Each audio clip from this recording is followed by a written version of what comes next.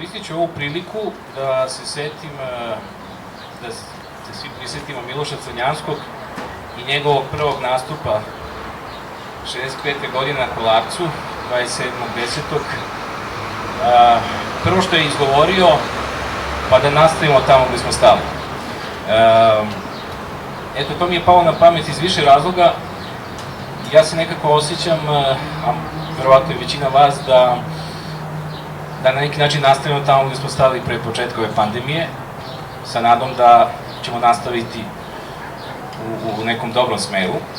Ovo je prvi javni uživo događaj koji Treći trg i Srebreno drvo organizuju od početka ove svetske pošasti i uzbuđenje je naravno prisutno, a veliko je zadovoljstvo što imamo priliku da razgovaramo sa Mašom Dabić, koja je sticajem dobrih okolnosti i nesebičnošću njenom ovde sa nama danas izdvojila je svoje vreme koje je mogla provede sa prijateljima, mada je i ovde među prijateljima, da premijerno uživo promovišemo njen prvi roman koji je napisan naravno na nemačkom, a koji smo mi objavili na srpskom prevodu Đorđa Trišovića, roman Ubici treme.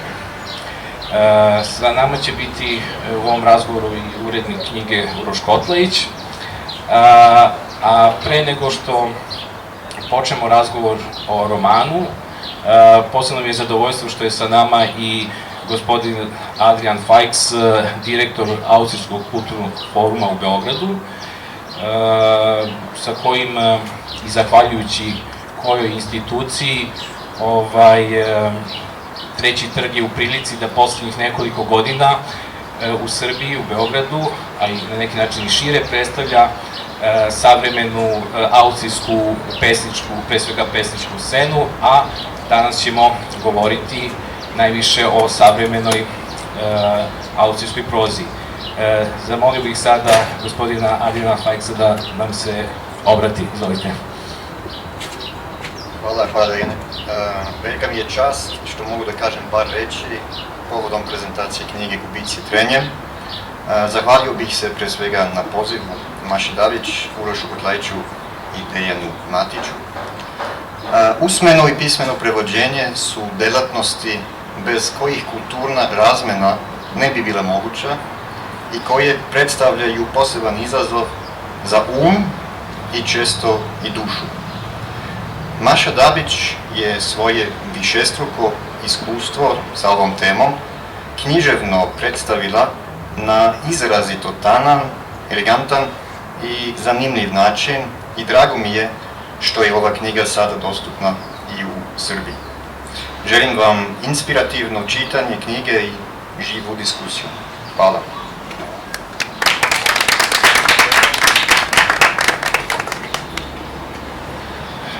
Oni koji prate naše aktivnosti sigurno znaju da smo krajem novembra prošle godine u okviru 14. Beogradskog festivala poezije i knjige, a zahvaljujući Austrijskom kulturnom forumu, imali jedan online razgovor sa Mašom. Ja ću malo da se prilagodim prostoru. I to je zapravo bila prva ta premijera, tada je knjiga još uvek bila u pripremi. Ono što, eto da možda kažemo nekoliko reči o Maši Dabić, mnogi od vas nju poznaju pre svega kao prevoditeljku koja prevodi sa jednog jezika koji imaju više imena, srpski, hrvatski, bosanski, crnogorski, naš jezik, PHS, zvanično još uvek u Austriji, naravno literaturu, bavi se i usmenim prevođenjem, zatim dugo godina, što je važno za ovu knjigu, radi i kao tumač ili prevodilac sa azilantima. A ovo je, eto, da kažemo, jedno iznenađenje.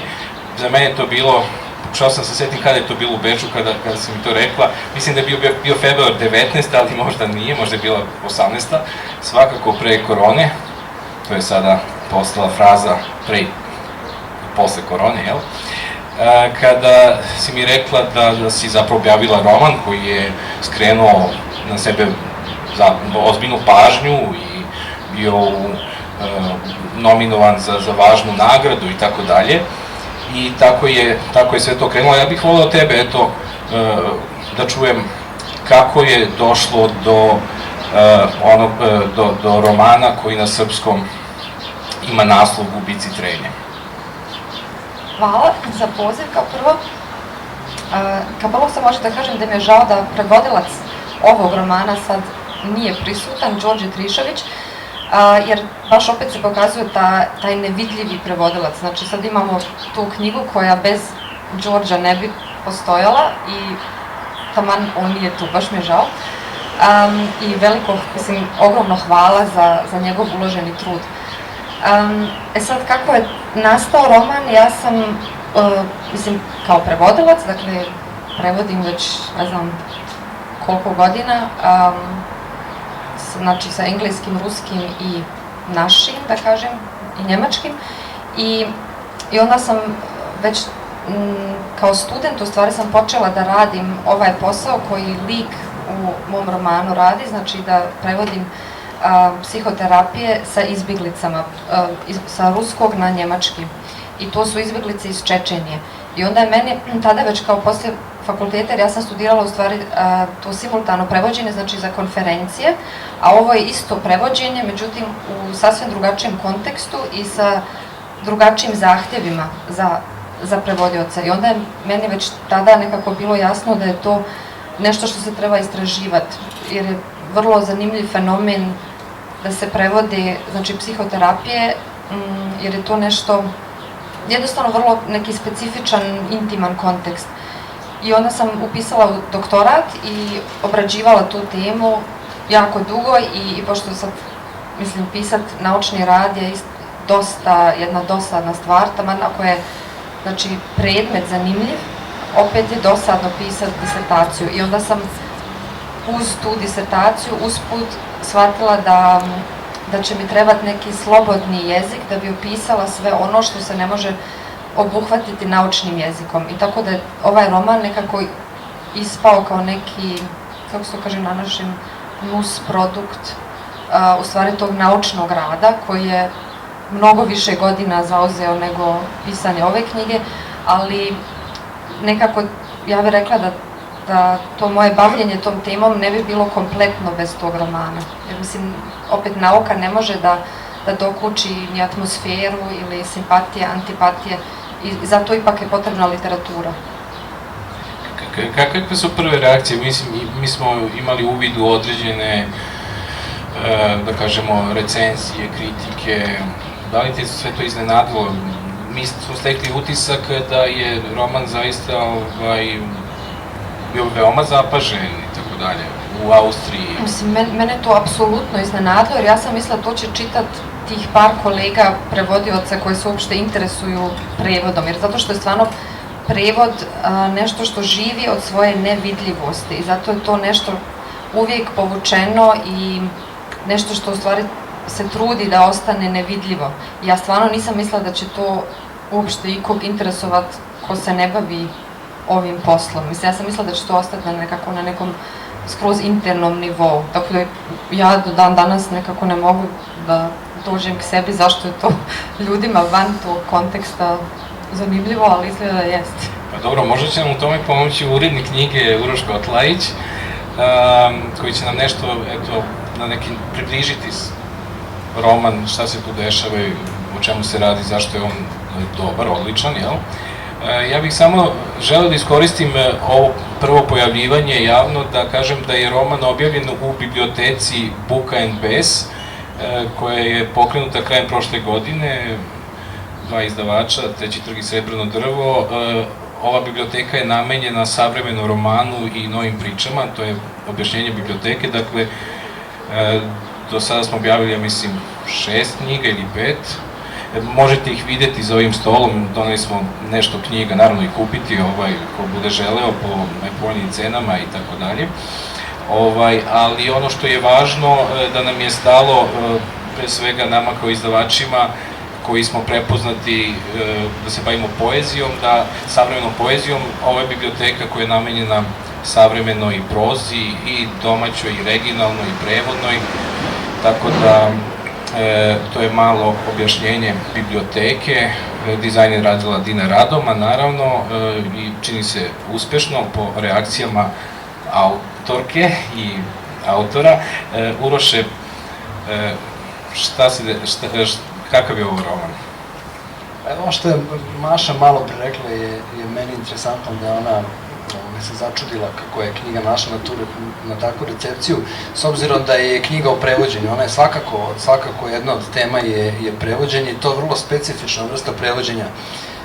Dakle, prevoditi psihoterapiju, već je, mislim, sama psihoterapija je neki pokušaj da se nešto onako, kako da kažem, mučno, nejasno, traumatično, nekako prenese i prevede kako bi se pronašli neki uzroci i nešto objasnilo, a sad se to događa sa jednog jezika na drugi. I onda se prevodilac nalazi kao neko ko treba ono što je taj azilant koji je najčešće proživeo, mislim, često su proživeli jako traumatične stvari, vrlo teške, izašli su iz područja zahvaćenih ratom, sa gomilom užasnih stvari koje se naravno dešavaju.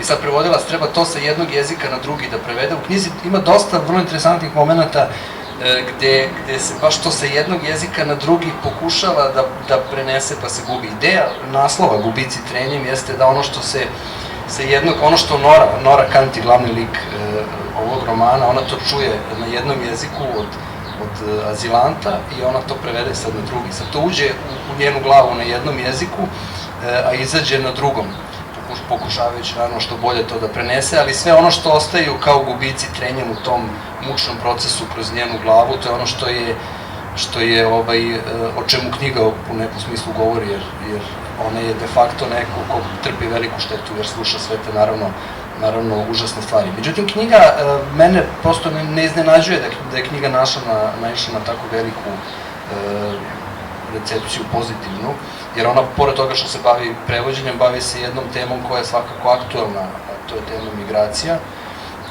ali se bavi njom na jedan vrlo specifičan način. Ja mislim da je to jedna od velikih stvari u ovom romanu, baš ovo što je Maša rekla, ono što taj naučni jezik nije mogao da iznese, ona je pokušala u ovom književnom jeziku. Iako se knjiga bavi, dakle, vrlo delikatnom političkom temom, mi u njoj nemamo onako izrazitu želju da se nešto komentariše, da se iznose zaključci, da se nešto osuđuje, nešto hvali, već su kao da su ti likovi, to je stvarno fantastična stvar, kao da su njihove priče nekako potpuno, dati im je prostor, dati im je u stvari jezik, da se one pojave i da se čuju ti glasovi tih prosto nesrećnih ljudi. Mi živimo u svetu, interesantno su dva, bih možda Mašu htio da pitam o tome, dva motoa koji otvaraju knjigu. Prvi je Žana Amerija koji kaže, onaj koji je bio podvrgnut mučenju više ne može da nađe svoj dom u svetu. Žana Amerija je pisao o tim sramotama Drugog svetskog rata i o logorima i on je sam, koliko ja znam, prošao kroz to. I mi naravno, to je stara tema kako neposredno nakon Drugog svetskog rata su i pisci i filozofi bili u tom nekom čudu kako stvarati, kako pisati o nečemu nakon holokausta, nakon svih tih užaca. Mi kao da smo danas izgubili tu nekakvu percepciju o tome da se ti užasi zapravo sve vreme dešavaju. Mi nikad nismo prestali da na jedan užasan način kinjimo, maltretiramo jedni drugi, samo to je nekako van našeg horizonta, to se događa negde tamo, i to onda uvek negde tamo neki istok, nešto daleko, nešto što kao nije nam pred očima pa ih ne vidimo. A drugi moto koji kao da je neki odgovor na ovaj prvi je Humboldtova jedna interesantna rečenica, on kaže prava domovina je zapravo jezik. Znači kao da ovi izgubljeni u ovom svetu pronalaze neku svoju domovinu u jeziku. Ja bih jedno vrlo kratko sada tumačenje toga htio da dam, a to je da na tragu ovoga što sam rekao, da je u ovoj knjizi dat prostor, dat je jezik, dat je glas tim zapravo bespravljenim, ako ćemo se malo abstraktnije shvatiti, tim mučenim ljudima onima čiji glas se zapravo nekako ne čuje. Mi smo razgovarali tad u onom intervju o tome kako, kad danas čujemo vesti o tome da postoji negde rat i da je ne znam koliko ljudi nastradalo i da se događaju strašne stvari, to kao da je neka vest u novinama, kao da nemamo nekako živu svest o tome da su tu užasne patnje svakodnevno se događaju. Mislim da ova knjiga, i baš zbog toga što ne želi toliko na tome da insistira, što ne želi da komentariše i tako dalje, da ona pruža taj prostor da se čuje i ta strana. Ja sam htio da te pitam sada možda nešto da nam kažeš o izboru ta dva, jer meni to vrlo, vrlo interesantno. Zašto ta dva citata na početku? Ja iskreno čak ne mogu da se sjetim kako sam došla do tih citata, ali meni su one isto, evo i sad kad ih čujem posle toliko godina, mislim da su adekvatni baš za ovaj tekst, zato što to kao domovina je jezik, u smislu, misli se više kao jezik, kao ta neka priča koju svako sebi priča o svom životu. Znači sad jezik nije neki jedan nacionalni jezik, nego jezik u smislu te unutrašnje, ne znam, naracije svog života, kako mi od svih tih momenata koji se dešavaju nekako slažemo neku jednu priču koja se nama čini da ima neki smisao. Znači, u stvari je jezik taj koji unosi, ili to je ono sredstvo koje unosi smisao u to da vrijeme prolazi i da se stvari dešavaju, nestaju, nastaju i tako dalje. A ovo sa, znači, Jeana Marie, to više isto ne znam gdje sam pronašla ili kad mi je to palo na pamet da uzmem taj citat, ali to je kao, znači, šta je život poslije traume, jer s jedne strane, naravno, kao što se kaže, život ide dalje, ali naravno, evo ono što si isto ti rekao sad, kao prije korone, poslije korone, to će sad biti neka kolektivna, da kažemo, trauma, u smislu neka cezura, da ćemo početi da govorimo o životu prije toga i poslije toga, i to isto postoji uvijek i na individualnom nivou, da postoji nešto kao da si bio jedna osoba prije nekog događaja i drugačija osoba poslije toga, i sad jezik je taj koji može da integriše to iskustvo, u stvari jedino jezik. I mislim, u stvari, to je barem ono na čemu se bazira ideja psihoterapije, da ako se nešto kao preradi u jeziku, da se mogu integrisati neki raznorazni događaj ili doživljaj. A što se tiče naslova, opet šteta što Đorđe nije tu, ja ne znam koliko se on namučio s tim, zato što zapravo taj naslov, mislim, na njemačkom Reibungsverluste se zove, i to jest doslovno znači gubici trenjem ili gubici u trenju, ali to na njemačkom stvarno ima jednu drugačiju konotaciju. I ja isto ne bi znala kako prevesti taj naslov ni na jedan jezik, to je taj moj naslov na njemačkom je nekako je izašao baš iz njemačkog jezika. Znači, to je nešto što je baš neka, kako se to kaže, nešto što, Reibungsverluste je nešto što se kaže u nekim situacijama kad hoćeš da kažeš da je došlo do toga da se, recimo, materijal pokvario, ali materijal može i da bude ljudski materijal, znači kao da su se ljudi negdje posvađali, i to je kao Reibungsverluste, ali sad ne znam kako to da objasnim, ali to je nešto, recimo, što se zapravo ne može baš prevesti. Kao što se uzdiže kao ideal, kad nešto ide glatko. I mene je uvijek iritirala ta ideja, zašto treba da ide glatko, ko je rekao da nešto treba da ide glatko, i zašto sebe frustrirati stalno tim idealom, jer na kraju ništa ne prođe glatko. I onda nekako sam tako došla u stvari do tog naslova koji je, kažem, neprevodiv zapravo. Htio bih da te pitam još jednu stvar, to je u razgovoru onom na festivalu smo to dotakli, a i to je prosto neizbežno. Ti si sama radila i dalje radiš tu vrstu prevoda, vrlo, vrlo komplikovanu u psihoterapiji. Pa bilo bi nam sigurno interesantno da čujemo, Nora Kant naravno nije, ona ima možda nekih, tu postoje neki autobiografski momenti, tako, ali nije to možda presudno, ali kako je to iskustvo? Mislim, bilo bi vrlo interesantno čuti nekako iznutra, što se kaže, tu situaciju. Šta je ono što je tu najteže? Naravno, u nekom sad smislu strukovnom, pa sad kako prevoditi, kako pronaći pravu reč, to je jedna stvar, ali je vrlo izuzetno delikatan posao. Pa, ja čak ne bih rekla da je to toliko teško, mislim to isto ne treba mistificirati, jer s druge strane to je lakše zato što prevodiš te intimne razgovore bez publike. Znači prevodilac, znači tumač kad prevodi pred publikom, bukvalno se osjeti kao đak na tabli kad računa pred razredom, znači jednostavno moraš nešto korektno da proizvedeš u toj sekundi i to mora da bude korektno barem do neke mjere i sad to je barem nešto što u psihoterapiji ne postoji, znači nema baš toliki taj pritisak te publike i tako dalje, ali jednostavno moraš kao prevodilac nekako da shvatiš šta je smisao tih razgovora. Mislim, ja lično moram da kažem, sad to ne znam da li sam na Noru prenijela ili nisam, ali ja nisam odmah shvatila šta je smisao tih razgovora. Meni se to na početku činilo kao neki vrlo čudan način razgovora, kao ne znaš čemu ovo ide, zašto sad to govore i sad jedno je kad si u razgovoru tako da slušaš i sam govoriš, a drugo je kad prevodiš, znači ti kad prevodiš ti moraš stvarno manje više svaku riječ da uzmeš ozbiljno, znači ne možeš da se isključiš na moment ili da ne paziš šta je rečeno, nego uvijek si nekako tu, sad naravno ne na nivou riječi jer ne postoji doslovni prevod, to je nešto što jezici ne dopuštaju kao komunikaciju, ali postoji prevod sad, mislim, smisla ili neke jedinice koja nosi smisao i sad, znači, teškoća je u stvari ta da ti kao prevodilac imaš to strpljenje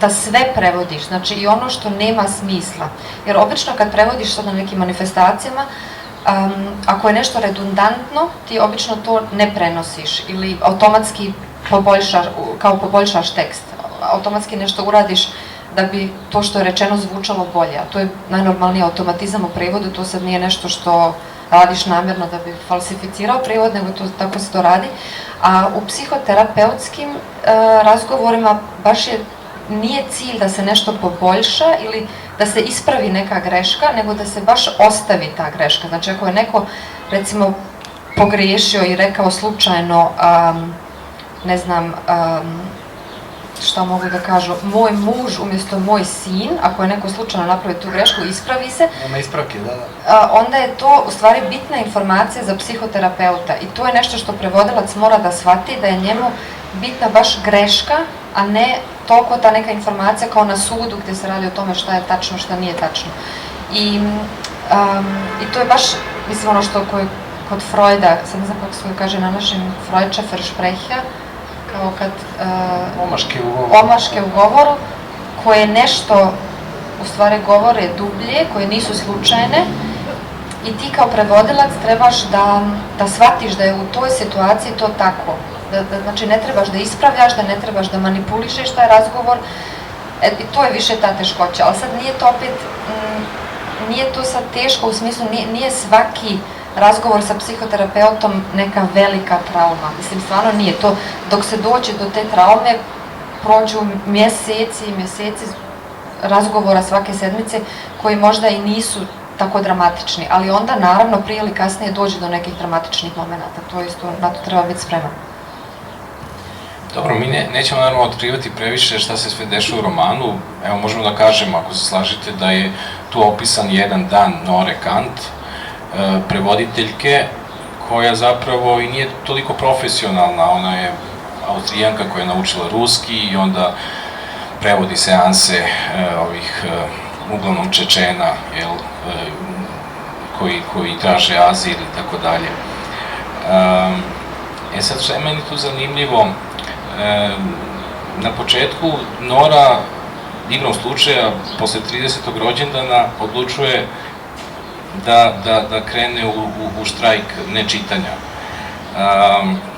To je jedan zanimljiv moment i ja bih to povezao sa situacijom koja je često prisutna i u običnom životu, ali i na seansama, to je onaj trenutak ćutanja, kada recimo se čeka da, ne znam, psihoterapeut nešto pita ili čekamo ovog azilanta i to se opisuje kao za Noru kao vrlo ovako teška situacija na neki način. Zašto je to ćutanje toliko nepodnošljivo? Super. Ako jeste. Ne, ali to je super da se postavio baš pitanje o ćutanju, jer zapravo sad kad se ja sjetim, ono što je mene navelo na pisanje romana u odnosu na disertaciju jeste bio moment ćutanja. Zato što u mojoj, recimo, disertaciji to ćutanje je samo jedna fusnota koja kaže kao da dolazi do tih momenta ćutanja, ali to iz perspektive nauke o prevodu nije relevantno, jer kad se šuti, kao prevodilac nema posla. Međutim, ti kad si stvarno u tim situacijama, to ćutanje može da bude vrlo intenzivno i to je nešto što samo literatura može da opiše, jer to ne može nauka da opiše šta znači intenzitet u nekom prostoru gdje se govorilo i gdje su se ljudi sastali da bi razgovarali i kad je odjednom ta neka tišina, mislim ono što se kaže, ne znam da se to ovdje kaže na srpsko-hrvatskom ali na njemačkom se kaže da kao vazduh je toliko gust da se može rezati, ima neka cumšnajedna, dik. Slično kaže, ali tako? Da. Znači ta neka kao atmosfera i to je zašto je to teško za prevodioca da podnese, zato što kao prevodilac ti si u konstantnoj toj koncentraciji, ko će šta da kaže i kako ti to da preradiš i prebaciš na drugi jezik. I sad onda kad je odjednom tišina, onda ti imaš vremena da ti odjednom možda dođu neke tvoje misli ili jednostavno popušta ti koncentracija. I onda odjednom kad neko nešto kaže, bukvalno se trgneš i možda nisi čuo u tom momentu šta je sad rečeno. Znači to je jednostavno nešto što razbija taj ritam prevođenja koji ide u oba dva pravca. I šta je teško u tome je jednostavno, to je jednostavno zna da bude dosta intenzivno, zato što to ćutanje nije samo manjak jezika, nego je također komunikacija. U stvari to je isto konstitutivni element komunikacije, kad se nešto ne kaže ili ne izgovori. I i sad s perspektive prevođenja to je nešto što iritira isto na neki način. Ta pozicija prevodi se dvostruka, čini mi se, i to se može prepoznati u tekstu. S jedne strane, ona ima određenu poziciju moći, jer bez prevodioca, znači neko ko zna oba jezika, je nemoguće bilo šta tu uraditi, jel? A s druge, i pored toga, malo čas si to spominjala, treba preneti sve, ali Nora ipak malo skraćuje, prerađuje, čak i u nekim situacijama kada može da nađe, znači nije problem naći ekvivalent, nego prosto želi da pošalje drugu poruku, jel? Da iz nekog razloga koji je pitanje sada koji su to razlozi, ali to je jedna pozicija moći. S druge strane odnosno Nora u razgovoru sa svojom ruskom prijateljicom kaže pri kraju dana, kaže, danas sam toliko toga ispričala, a skoro ništa nisam rekla. Apsolutno gli posla. Znači ima i tog, ta pozicija kako se osjeća Nora, da kažemo, ili ti kao prevodilac, da li je to pitanje smisla prevođenja u ovom kontekstu? Pa, što se rekao, moć je naravno relativna, ali moć uvijek daje, vjerovatno, taj neki prostor za manipulaciju i to isto važi i za prevođenje. I sad ta manipulacija ne mora da bude zlonamjerna, ali automatski kad imaš tu moć prevođenja, imaš isto neku svoju agendu, možda koje nisi svjestan. Naprimjer, ja sam, ovo sad stvarno ja, ne Nora, nego Maša Davić, ja sam primijetila kad prevodim naše ljude u Austriji, recimo Čečenci su meni ipak dosta daleko, mislim, ja nikad nisam bila u Čečeni, oni govore ruski, ali ja nemam predstavu o toj Čečeni, ni o Groznom, ni o njihovom ratu, ja to samo znam iz njihovih usta, ali nemam neke svoje slike. Međutim, ja kad prevodim naše ljude u Austriji, u bilo kojem kontekstu, ja uvijek nekako imam osjećaj kao da ih zaštitim od sopstvene blamaže. Znači, ne bi volila da se oni blamiraju pred Austrijancima. Mislim, to je totalno apsurdno i mislim, stid me to da priznam da je to tako, ali nekad se nalazim u takvim situacijama kad recimo neki naš čovjek napravi neku glupu šalu i ja trebam da je prevodim i onda pomislim ne, ovo neće ga razumjeti, mislim mogu ja to prevesti kako god, ali to će biti neshvaćeno, čovjek će se blamirat, bit će neprijatno i onda ja automatski krenem u tu u stvari manipulaciju da nekako to smanjujem ili objašnjavam i to sve nije profesionalno jer u stvari kad si stvarno, kad ozbiljno uzmeš zadatak prevođenja, onda trebaš sve to da pustiš da se desi. Znači ti trebaš samo da omogućiš ljudima da komuniciraju isto kao da tebe nema. I to je u stvari taj zadatak prevođenja, da ti tu svoju neku agendu koju imaš, da li da nekog zaštitiš ili nekom pomogneš, ili čak obrnuto da nekom ne pomogneš, da tu agendu nekako suzbijaš u sebi i stvarno da dozvoliš da ljudi stupe u kontakt. U stvari to jest ta funkcija prevođenja kao takva. Evo ja ću još jedno pitanje. Spomenula si naš čovjek, a govoreći o svom iskustvu, ne o liku u romanu. Međutim, u romanu, što je vrlo čudno, radnja se dešava u Beču, postoje te veze, znači sa Sankt Peterburgom, sa Kavkazom, odnosno Čečenijom, pojavio si jedan slikar iz Britanije i tako dalje. Nećemo sve to otkrivati, sve to je jako zanimljivo za čitanje.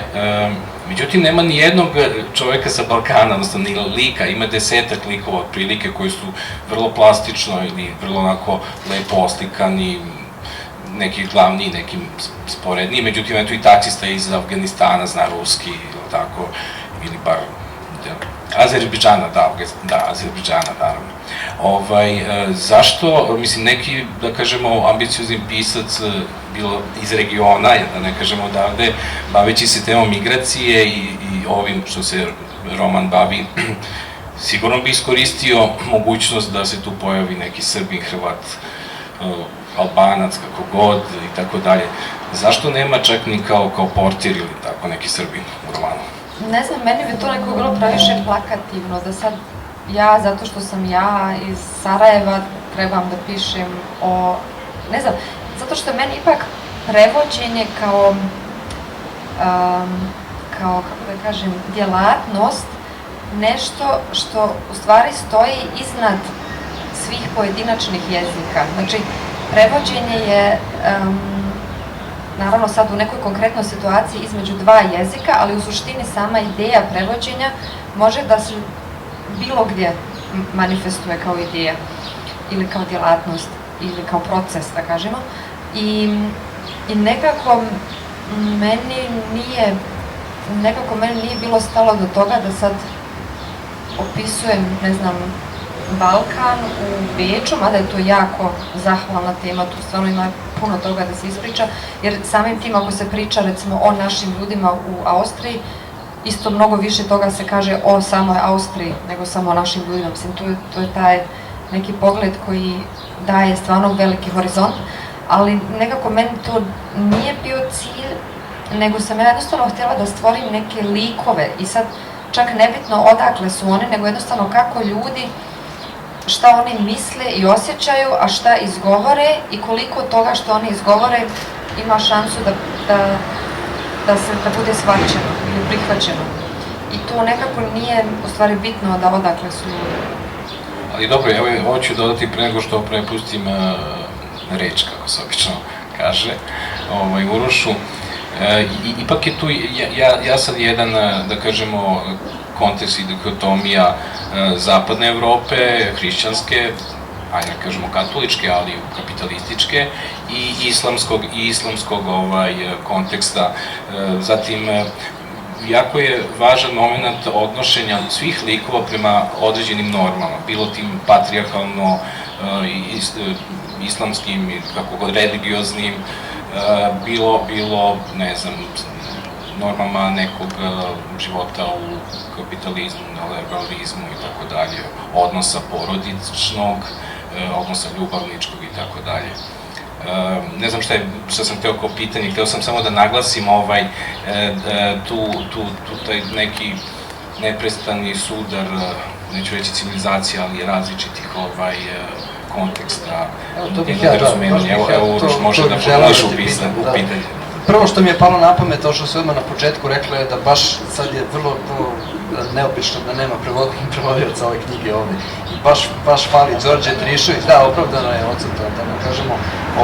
Pored toga što je uradio sjajan posao, mislim da bi bio sjajan zagovornik sad ovde, baš oko mnogih stvari. A što se tiče ovog, ti si rekla nije ti bitno odakle ko dolazi, naravno to osjeća se u knjizi taj jedan stav, ali nije moguće izbeći tu ipak situaciju u kojoj se u zapadnoj Evropi, u tom jednom svetu koji ipak sebe smatra kulturnim i nekako na nekoj višem nivou nego neki drugi svet, da se tu sad pojavljaju ljudi koji dolaze iz drugih područja i tako dalje. Mene dve stvari zanimaju. Ono što malo pre smo razgovarali o tome, ti si pomenula koliko postoji predrasuda o tome kako ti ljudi žive, koji su, jer ipak Zapad bez sumnje podcenjuje u mnogo čemu različite druge kulture koje su nekako sebe smatramo, kad kažem mi, ali u nekom smislu zapadne kulture kao da smo na nekom višem civilizacijskom kulturnom stupnju, tako da nema sumnje da postoje te predrasude i da mnogo stvari jednostavno nisu takve kakve se nama čine. Dakle, nešto od toga je u romanu i predstavljeno. A druga stvar koja je interesantna, što je meni zanimljivo kao pitanje, na kakav način je knjiga, na kakvu recepciju je ona naišla u Austriji, baš u tom smislu. Jer ipak je tema aktuelna, mislim, i više od toga. Kako je ona u tom smislu tumačena, šta je ono što je ljudima koji se bave književnošću sada tu bilo interesantno u tom romanu i šta su oni istakli tu, kao baš u ovom kontekstu istok, zapad ili tih stvari? Odgovor je uvijek bitniji od pitanja, tako da. Hvala. Što se tiče, ne znam, hrišćanske Evropa po mene nije hrišćanska koliko je kapitalistička jednostavno. I sad ta kultura, mislim, kao mi svi znamo da postoji, ne znam, kultura kao civilizacija i postoje takozvane različite kulture, ali opet svaki pojedinac sam za sebe interpretira ili da kažem prevodi za sebe te norme. Znači, u svakoj kulturi postoji i konformizam, ali postoji neka opozicija prema tim normama ili protest ili revolt protiv tih normi i to važi definitivno za svaku kulturu. Sad, mislim, čečenska kultura, koliko sam je ja upoznala kroz prevođenje, što je isto samo jedan mali dio toga, kao u njoj postoje neke, ne znam, patrijarhalne, tradicionalne norme, ali to ne znači da ni tamo ne postoje sasvim drugačiji pojedinci koji uopšte se ne uklapaju u to. Mislim, ja sam isto tako prevodila za lezbijke iz Čečenije koje naravno donose opet neku sasvim drugačiju, kako kažem, drugačiji pogled na cijeli taj život. I sad, šta je u stvari, kako da kažem, na kapitalističkom jeziku, da kažem, unique selling point, znači ono šta psihoterapija prodaje u stvari ili šta treba da omogući je baš taj neki individualni pogled.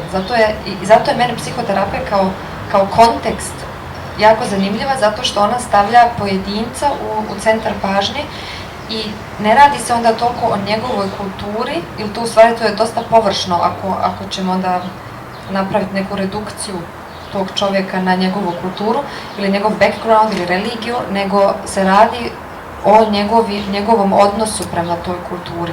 I to je ono čime se bave terapeuti. Zato je meni kao prevodiocu u stvari najzanimljivije da radim sa terapeutima, baš zbog tog pogleda na ljudske biografije, da kažem, jer to nije birokratski pogled i nije juristički pogled i nije neki politički, populistički pogled, nego baš neki vrlo specifičan. Sad ne znam da to odgovara na tvoje pitanje. Uruševa. Ne, naravno, pa dobro, možda je trenutak ukoliko si raspoložen da pročitaš jedan odlomak. Da li ćemo čitati? Može samo da, ako opet nađemo onu stranicu koju sam imala u vidu. Stvari ne znam. Koji je broj? Ne sjećam se. Čekaj, to je bilo baš nešto o prevođenju. Evo dok se ti pripremiš, ja ću najaviti da nakon ovog odlomka svi koji su zainteresovani naravno mogu da postave pitanje Maši Dabić. Eto, da se vi pripremite.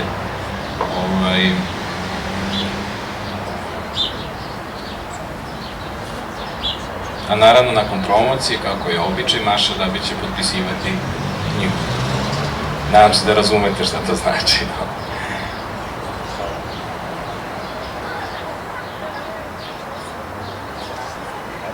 To će biti neobično stvari, ti sada čitaš prevod svoje knjige.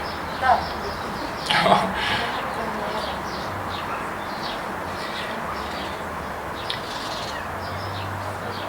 Još jedna važna stvar, eto zašto Crnjanski na početku, možete vidjeti na stolu sa knjigama 5 najnovijih knjiga u biblioteci Omaž, među njima su dakle i 2 knjige koje je Maša Dabić sa srpskog prevela na nemački, reči dakle o izborima iz poezije Rajeta Drajinca i Rastka Petrovića, tako da zapravo negde je tako i počela saradnja sa Mašom Dabić. Verujem da će se nastaviti i sa novim prevodima naših autora na nemačkom i sa novim Mašinim knjigama na srpskom. Izvoli, Maša.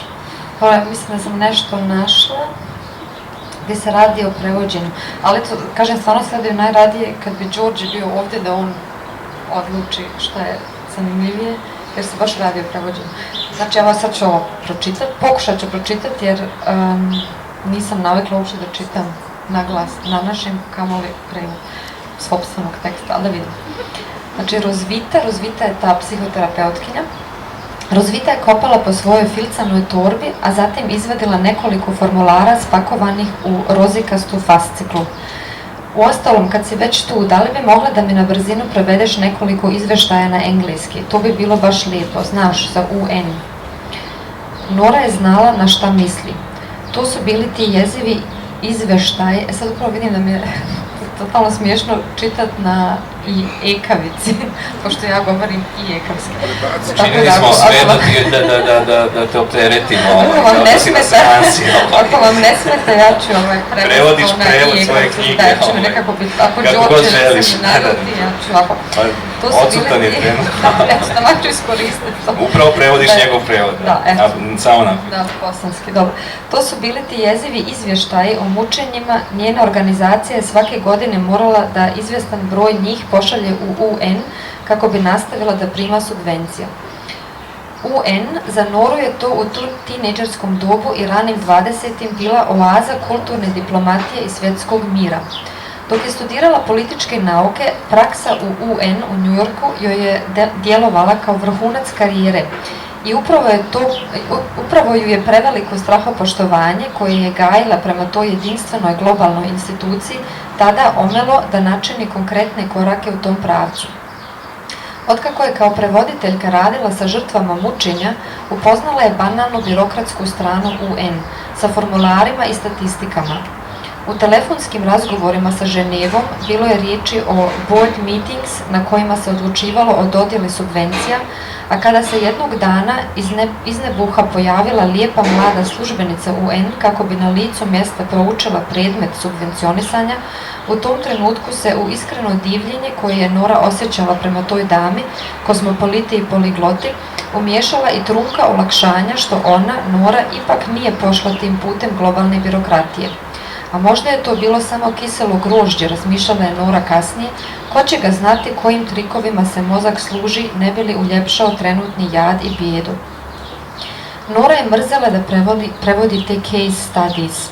U izvještajima se doduše nisu pominjale imena, ali bi Nore često polazilo za rukom da izvještaje o mučenjima poveže sa nekim klijentima koje je poznavala. Uznemirilo bi je kako je neka životna priča, čiji je čiji djelići bi nakon mnogih intenzivnih razgovora postepeno počeli da grade cjelinu poput mozaika, u jeziku birokratije uspijevala da se svede na nekakav izvještaj o mučenju koji bi se iznova razlagao na pojedinosti, broj i funkciju počinilaca, učestalost mučenja, primijenjene metode i sredstva, fizičke i psihičke posljedice. Čovjek koga bi satima slušala, ne bi li u što potpunijem i prirodnijem obliku osjetila smisao i način izražavanja, u formularu bi postajao žrtva ili preživjeli, sve ukratko i kompaktno sročeno na maksimalno 3 strane A4 formata. Potom bi formular u prevodu na engleski bio poslat u Ženevu, u neku od zgrada UN, gdje bi završio na stolu u nekoj kancelariji, potom spakovan u neku fasciklu zaheftan sa ostalim formularima, da bi ga na narednom board meetingu neka dobronamjerna službenica UN iskoristila kao argument u prilog toga zašto bi upravo ta organizacija i dalje trebala da prima subvencije. Nora se osjećala neugodno kada je morala da prevodi te izvještaje.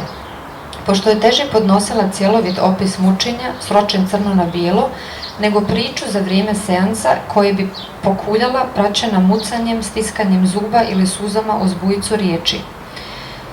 Kada bi se tokom terapije poveli razgovori na temu mučenja i silovanja, što se prije ili kasnije dešavalo sa svakim klijentom, Nora bi se grčevito držala prizora pred sobom, pažljivo proučavala klijentov izraz lica, zurila u uvjelu biljku na prozoru, otpila gutljaj vode, posmatrala klijentove ruke ili bi se i sama poigravala maramicom, koncentrisala se na prevođenje, taj alhemičarski proces tokom kojeg bi joj ono što je rečeno ulazilo u glavu kroz ušni kanal i potom ponovo izlazilo na usta u drugom obliku, što je moguće cjelovitije i sa što je moguće manje gubitaka trenjem.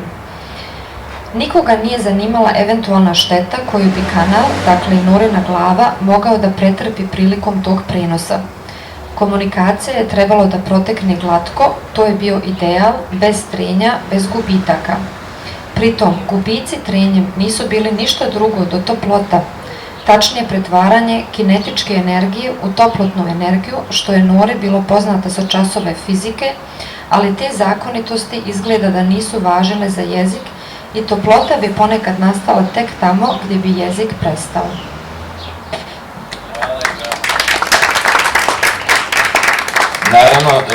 Naravno, sada je trenutak za vas, ako želite da postavite neko pitanje, ja verujem da želite. Jovo, izvoli. Ne znam da li mikrofon, ali... Ne znam, da li će me čuti?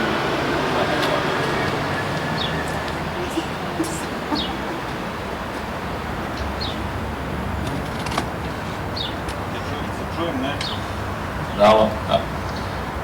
Dakle, koliko vidim u celom tom procesu, knjigu nažalost nisam čitao, ali hoću, u tom procesu vašem prevođenja terapije ima više trenja. I to me sad zanima koliko je to dolazilo do izražaja, jer psihoterapija su jedna veoma intimna stvar, i vrlo često se kaže da neko ne može da se izrazi dovoljno dobro ako se ne izražava na maternjem jeziku.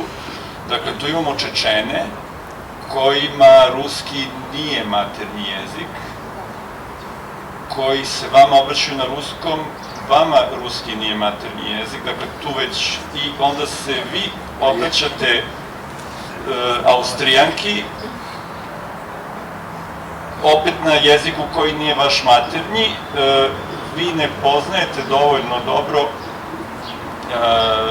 čečensku kulturu, dakle, to... Apsolutno ne poznajem. Da. Dakle, koliko su sva ta trenja po vašem mišljenju uticalo, to je da li su osujetila efikasnost terapije? Samo izvinite, iza vas sjedi moja mama koja je ruskinja, tako da ruski meni jest materni jezik. Dobro, okej, onda je, ali ne, Nori nije, meni jest Nori. Mene više zanima stvarno praksa. Ne, razumijem pitanje. Znači vama je ruski materni. Da, ali nije sad to bitno jer Nori nije i o tome se ne radi, nego stvarno to što ste rekli, sve te kao komplikacije, znači ta komunikacija ide preko više, kako da kažem, uglova. Ali ipak treba imati u vidu da je svaka psihoterapija u suštini u toj komplikaciji također. Znači, najnormalnija, recimo, ne znam, psihoterapija, sad da kažem, u Beogradu i ode, ne znam, neka Beograđanka kod neke Beograđanke na psihoterapiju, to će opet, i to ne može da ide glatko, jer onda ne bi bila komunikacija. Mislim, glatko samo može kompjuter nešto da odradi, ali ljudi ne mogu. I sad, naravno, ovo što ste rekli, to su stvarno svi ti stepeni tih komplikacija. Znači, za Čečence da je ruski jezik kao nije maternji, ali za mnoge od njih je važan. I isto što sam ja često vidjela, čisto sad u prevodilačkoj praksi, recimo da baš Čečenci ne žele da rade sa čečinskim prevodiocima, zato što im je community, znači ta grupa Čečenaca u Beču, na primjer, je toliko mala da se ljudi jednostavno plaše da će neke informacije da procure.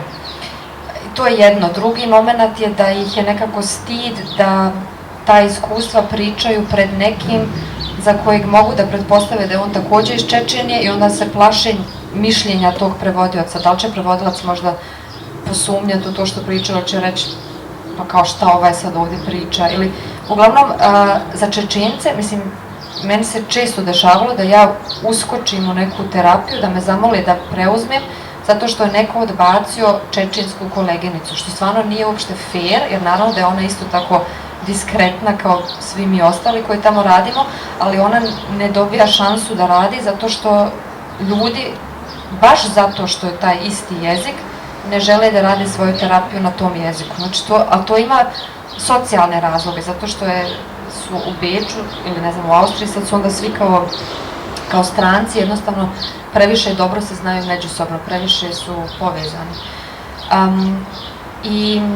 A prevođenje kao dodatna komplikacija u psihoterapiji naravno je iz tradicije psihoterapije ili psihoanalize je zapravo skandalozna, zato što psihoterapija se zasniva na tom tet-a-tet odnosu, znači da je samo dvije osobe, što je vjerovatno dolazi iz neke tradicije, možda čak te crkovne, kako se to zove na našem ispovijesti, na neki način.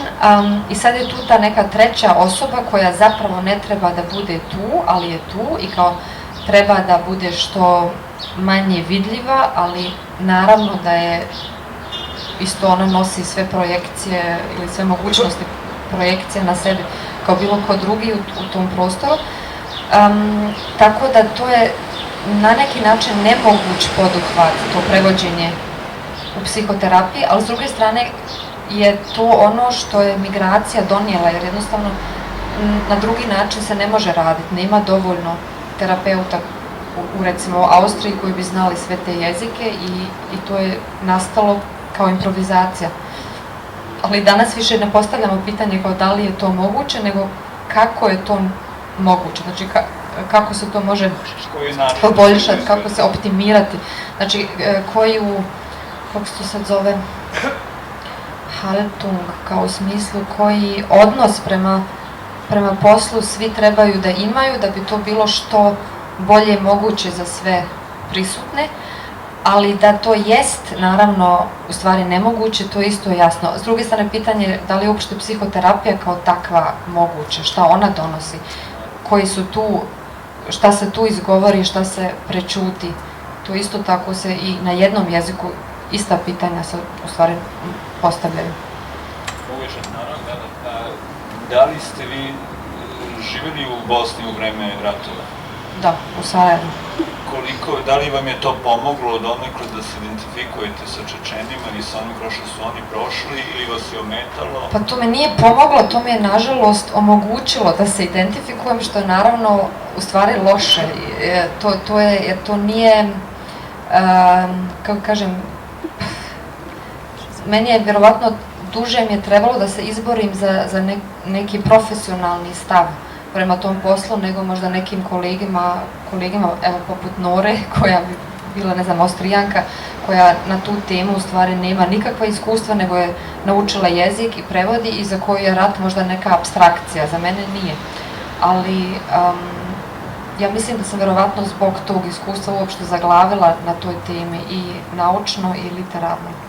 I zato vam je bilo lakše da u romanu za junakinju uzmete Austrijanku, pretpostavljam. Da, mislila sam da je to nekako ipak jednostavnije. Hvala.